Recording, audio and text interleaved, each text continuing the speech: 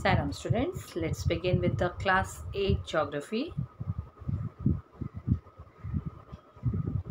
Today we are doing the chapter number 4, agriculture. We are doing the second part of this chapter. Now let's go through the content, children. Introduction we have already done in the previous session. Even we learnt about the farm system, right? Then in today's session we are going to learn about the types of farming. But before coming to the types of farming, I'll just have a quick recap of what we learnt in our introduction in farm system. In introduction we learnt about transformation of a plant to a finished product, right? The three economic activities were involved in that were primary, secondary and tertiary. Correct? Then we saw the agriculture is a primary activity. We saw the factors that are essential for the agricultural activity. Correct? Then we learnt about the arable land also. Then we saw the types of culture, that is agriculture, sericulture, pisciculture, viticulture, horticulture. Then after that we learnt about the farm system. In that we learned that the three important processes were required, that is inputs, processes and outputs, right? Then we saw the two types of inputs, that is the human inputs and the physical inputs. Okay, so now in today's session we are going to learn about the types of farming. So let's begin with the topic. Now types of farming. See, types of farming. Farming is practiced in various ways across the world, right? Then depending upon what are the factors, depending upon the geographical conditions, the demand of produce, labor and the level of technology, all these factors are essential to see, like if the geographical conditions are favorable, then only that type of farming will be done there, right? And even the demand of produce means the crops which are in more demand there, and the availability of labor, right? If according to the availability of labor, the farming will be done. And even the level of technology, and the technology used there is of what level, what can be done there. So farming can be classified into two main types. These are the subsistence farming and commercial farming. Now before understanding the subsistence farming and commercial farming, children, just an interesting fact is there related to organic farming. You all have heard about the organic farming, right? In this type of farming, organic manure and the natural pesticides are used instead of chemicals. Instead of chemicals, what is used there? Organic manure and the natural pesticides. And no genetic modification is done to increase the yield of the crops. So you all have heard about the organic farming. In the recent times, more focus is given on this type of farming, right? Now let's move to the subsistence farming, children. Farming is divided in two. This is what you saw in the previous slide also. It is subsistence farming and commercial farming, right? Now let's begin with the meaning of the subsistence farming. This type of farming is practiced to meet the needs of the farmer's family. Subsistence, this word itself means it is to survive for their own self. This type of farming is practiced to meet the needs of the farmer's family. Basically it is done only for the farmer's family, but after removing the crops, that cultivation that is required for the farmer's family, something is left out, that is sold off in the market. Otherwise the main purpose is to meet the needs of the farmer's family. Traditionally, low levels of technology and even the household labor are used to produce on small output. Children, if you all remember, you have learnt about the output in the farm system, right? You have seen the three main important things are required there: input, then the processes and the output. So the level of technology used there, low level of technology is used, and household labor, it means the whole family works on the farm for this. And these are the level of technology is also low, as well as the household labor. For what they work to produce on small output. The output that they get, that means the crops that they get, that is not at a very huge scale. It's a small output. So subsistence farming can be further classified as intensive subsistence farming and primitive subsistence farming. Children, first you learn that the types of farming are divided in two, that is subsistence farming and commercial farming, right? Then we understood the meaning of subsistence farming. Now again further, subsistence farming are divided in two, that is intensive subsistence farming and primitive subsistence farming. Now we'll understand the meaning of each one in detail here. Now intensive subsistence farming. The farmer, what happens in this? The farmer cultivates a small plot of land using very simple tools and more labor. Okay, he cultivates a very small plot because climate with a large number of days with sunshine and fertile soils permit growing of more than one crop annually on the same plot. On the same plot, according to the climate, the crops are changed there. The cultivation of the crops is changed, and the rice is the main crop that is produced here in intensive subsistence agriculture.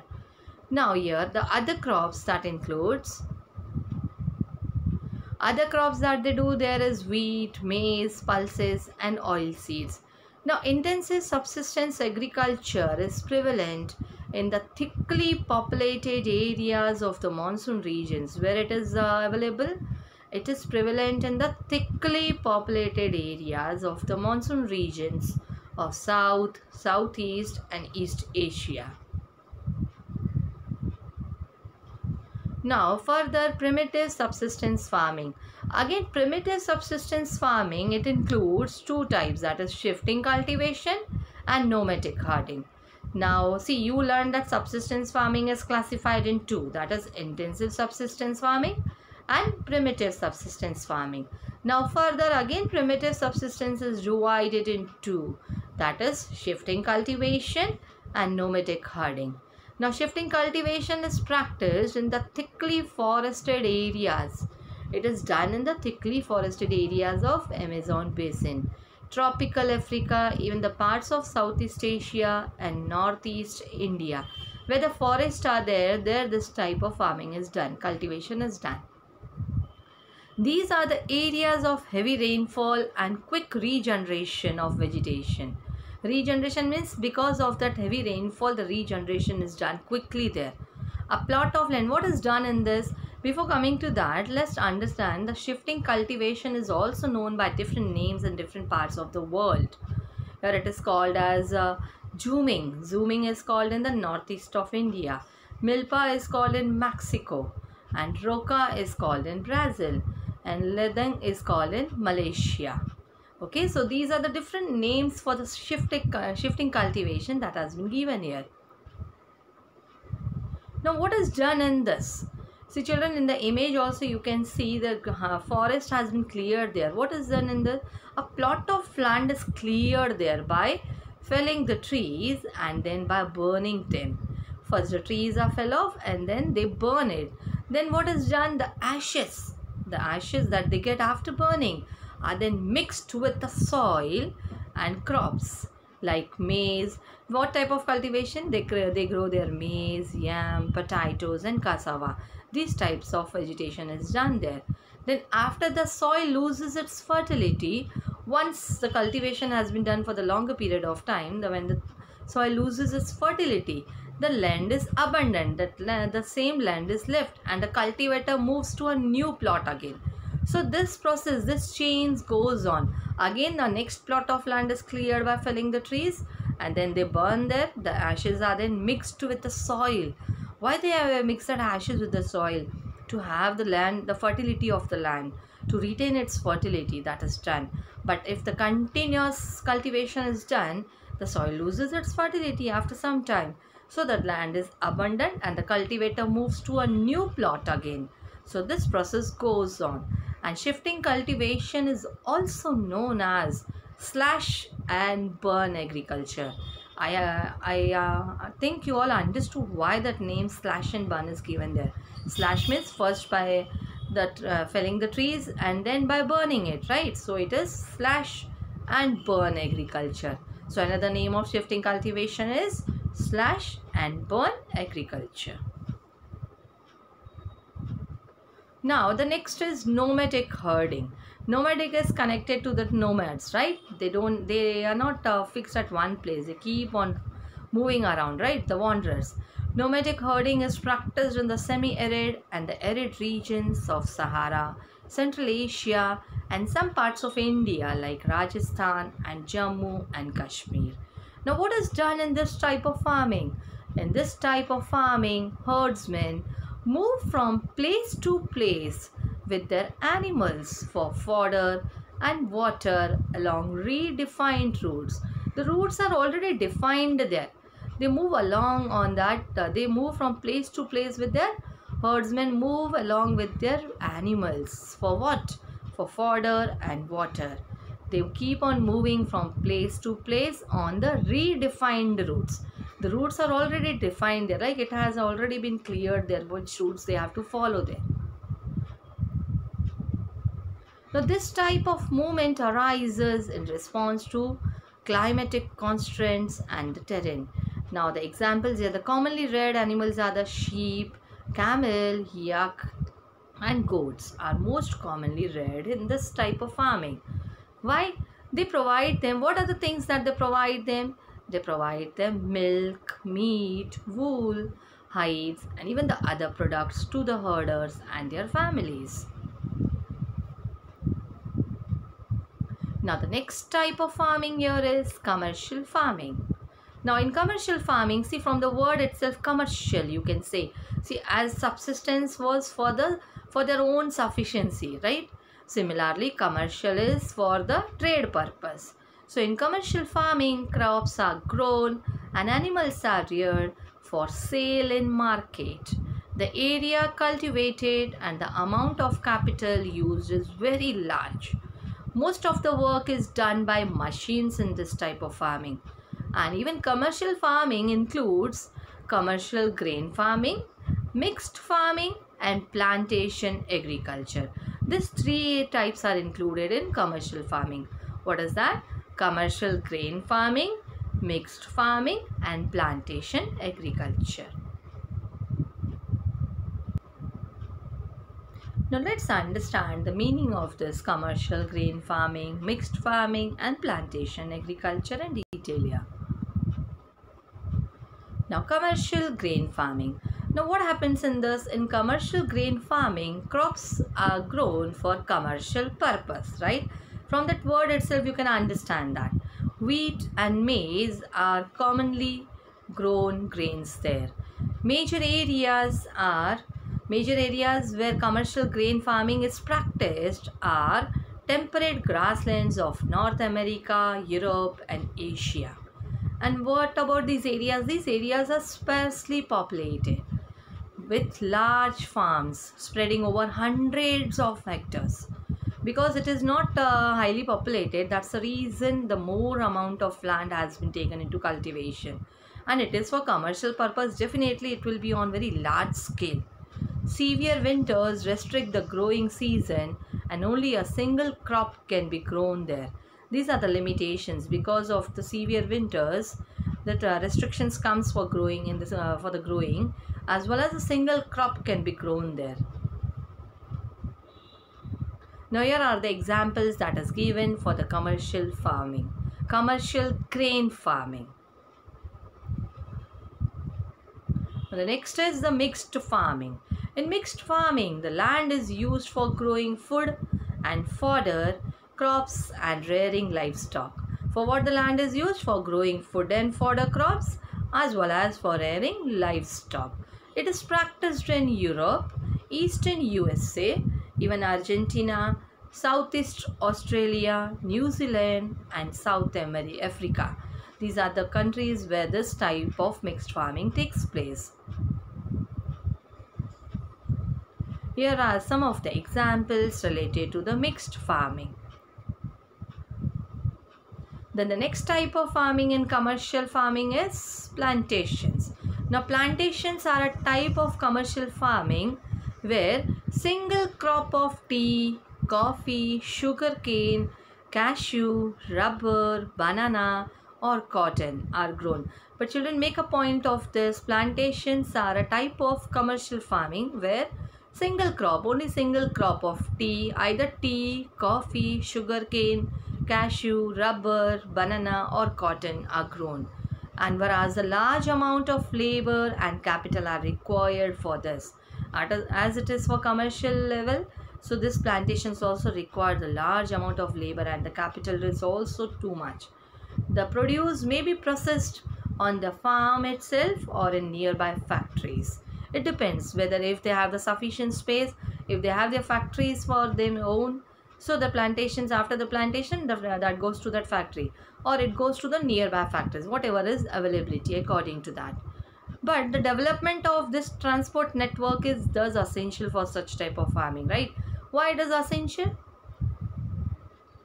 See, the commercial farming, plantations has to be carried on, right? If it is done, then it is to be taken to the factories for the further processes. So the development of transport network should be good there. Otherwise, this type of plantations, after doing the plantation, if it is not taken to the factory, that crops are wasted there itself. The plantation is wasted there, right?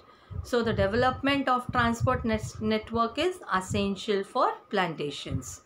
Even the major plantations are found in the tropical regions of the world. Rubber in Malaysia, coffee in Brazil, tea in India and Sri Lanka. These are some of the examples of the plantations. Even in the images here it is given to you, the banana plantation is given to you as well as the sugarcane plantation has been shown to you here in this image. So I hope children you understood the type of farming. I'll repeat again the type of farming what we have learnt in this. We learned the type of farming is divided in two. Okay. What was that? Subsistence farming and commercial farming. Correct. Then again subsistence farming was divided in two. That is intensive subsistence agriculture and primitive subsistence agriculture. Right. Again further primitive subsistence agriculture was divided in two. That is shifting cultivation and nomadic herding, correct? And commercial farming was divided in three. That is commercial grain farming, mixed farming and plantation agriculture. Now here is the quiz time for you all for children. Children, I will be taking the quiz based on the previous session as well as the today's session. Come on, let's begin with it now. Which of the following are primary activities? You have learnt about this, right? The options are agriculture, fishing, mining, all of this. What is the correct answer? Even agriculture is a primary activity, right? Fishing is also primary activity. Even mining is also primary activity. So what is the correct answer here? All of these. Let's move to the next one. What is cultivation of grapes called? You have learned the different types of culture, right? In that you have learned the meaning of each and every culture. Is that sericulture? Is that horticulture? Is that viticulture? Or is that pisciculture? Where the cultivation of grapes takes place? Let's see what is the correct answer. Yes, it's viticulture. Viticulture includes the cultivation of grapes.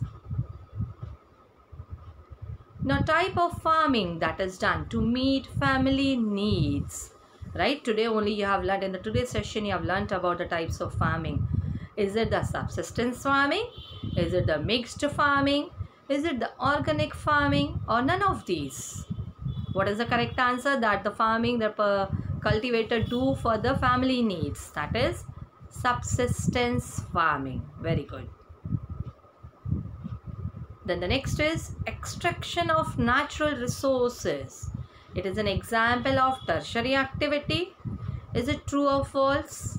Tertiary activity involves the extraction of natural resources. Is it true?